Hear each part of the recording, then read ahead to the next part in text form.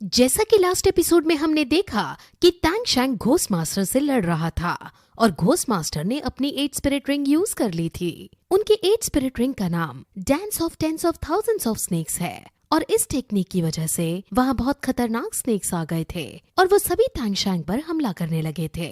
जब ghost master को ये पता चला था कि टैंग शैंग की कमजोरी जीवू है, तो उन्होंने कुछ स्नेक्स जीवू के ऊपर भी छोड़ दिए थे और अब बहुत सारे स्नेक्स जीवू को मारने ही वाले होते हैं कि तभी टैंग शैंग डोमेन से बाहर निकलकर जीवू के पास पहुंच जाता है और वो जीवू को बचा लेता है और फिर वो घोस्ट मास्टर पर पर्पल डिवाइन लाइट का यूज करता है और उन पर अटैक करता है। उसकी पर्पल डेमन आए और घोस्ट मास्टर की पावर अब आपस में टकराने लगती हैं और एक दूसरे को पीछे धकेलने लगती हैं, जिसके थोड़ी देर बाद घोस्ट मास्टर कमजोर पड़ जाते हैं और नीचे गिर जाते हैं। घोस्ट मास्टर समझ जाते हैं कि टैंग शैंग ने अभी अभी अपनी माइंड पावर का यूज किया है और वो उसकी माइंड पावर को देखकर काफी ज्यादा शॉक होते हैं।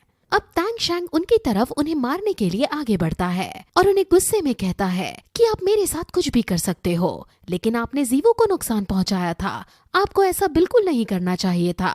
टैंग शैंग अब गुस्से में अपनी लेफ्ट लेग की सोल बोन का यूज करता है और उसकी टेक्निक से वो व्हेल टाइगर डेमन एग्स को समन करता है और वो एग्स को सीधे घोस्ट मास्टर की तरफ फेंक देता है। अब ये एग्स इतना ज्यादा ताकतवर था और इसे इतनी तेज स्पीड में छोड़ा गया था कि ये एक झटके में घोस्ट मास्टर के प्राण उड़ा सकता था। इसलिए जीवू तुरंत टैंग शैंग को रोकने के लिए भागती है और टैंग शैंग को धक्का देकर उसकी डायरेक्शन बदल देती है, जिससे एग्स घोस्ट मास्टर के बिल्कुल पास से होते हुए गुजरती है, लेकिन उस एग्स से घोस्ट मास्टर के सांप घायल हो जाते हैं और घोस्ट मास्टर खुद घायल होकर नीचे आकर गिरते हैं।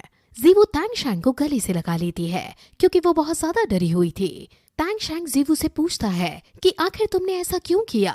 इस पर जीवू उसे बताती है कि हमारा मकसद यहाँ चैलेंज को पूरा करना है, किसी की जान लेना नहीं है। तुम शांत हो जाओ और धीरज धारण करो, कुछ भी ऐसा मत करो जिससे तुम्हें और हमें बाद में पछतावा हो। जब जीवू की इतनी गंभीर बातों को टैंग शैंग सुनता है तो वो सोच में पड़ जाता है और उसे समझ आ जाता है कि उसे शांत होने की जरूरत है।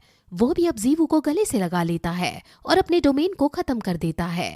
वो जीवू से उदास होते हुए कहता है कि जब भी तुम पर संकट आता है तो मुझे वही पल याद आने लगते हैं। तुम्हारा मेरे लिए सैक्रिफाइस करना मेरा सबसे बड़ा दर्द है और इसी दर्द पर आज नमक छिड़क गया था। जीवू उसे कहती है कि मैं तुम्हें अब कभी छोड़कर नहीं जाऊंगी, लेकिन तुम्हें मुझसे वादा करना होगा कि तुमने जैसे आज अपना कंट्रोल खोया है वैसे कभी अपना कंट्रोल नहीं खोओगे। अब टैंग शैंग सोच विचार करता है और उसे समझ आ जाता है कि घोस्ट मास्टर ने उसकी माइंड पावर को ही चेक करने के लिए एग्जाम रखा था।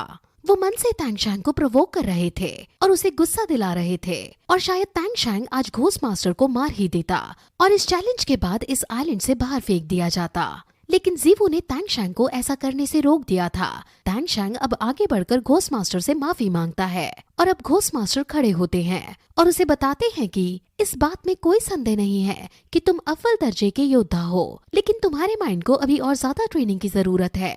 एक योद्धा को अपना माइंड अपने कंट्रोल में रखना चाहिए, न कि अपने को माइंड के कंट्रोल में दे देना चाहिए। वो फिर उसे बताते हैं कि क्योंकि तुमने मुझे हरा दिया है इसलिए तुम इस चैलेंज में पास हो गए हो।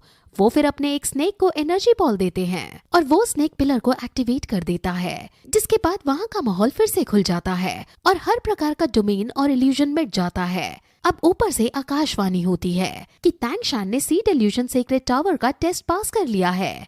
जीवू ने भी टैंग शैंग के साथ इस चैलेंज को पूरा किया है। अब टैंग शैंग मास्टर को धन्यवाद कहता है, जिसके बाद मास्टर उसे जाने को कहता है और टैंग शैंग अलविदा कहकर जीवू को ले वहाँ से चला जाता है। वहीं अब आप बोजाइक्सी को देखते हैं जो ये सब देख रही थी, लेकिन वो टैंग शैंग की जीत पर खुश नहीं थी। उसकी असिस्टेंट उसे इस बारे में पूछती है, जिस पर बोजाइक्सी कहती है कि एक युद्ध में योद्धा का सामना कई बार माइंड अटैक से भी होता है, लेकिन टैंग शैंग बहुत ज्यादा इमोशनल इंसान है। अगर उसने अपनी ये कमजोरी दूर नहीं की तो ना जाने भविष्य में उसके साथ क्या होगा। फीलिंग इंसान की वो चीज होती है जो उसे बहुत ज्यादा कष्ट देती है। इसलिए एक योद्धा युद्ध तभी खेलता है जब वो अपनी भावनाओं पर नियंत्रण करना सीखे। उसे अपनी भावनाओं को नियंत्रित करना आना चाहिए, न कि उसे अपनी भावनाओं के नियंत्रण में आ जाना चाहिए।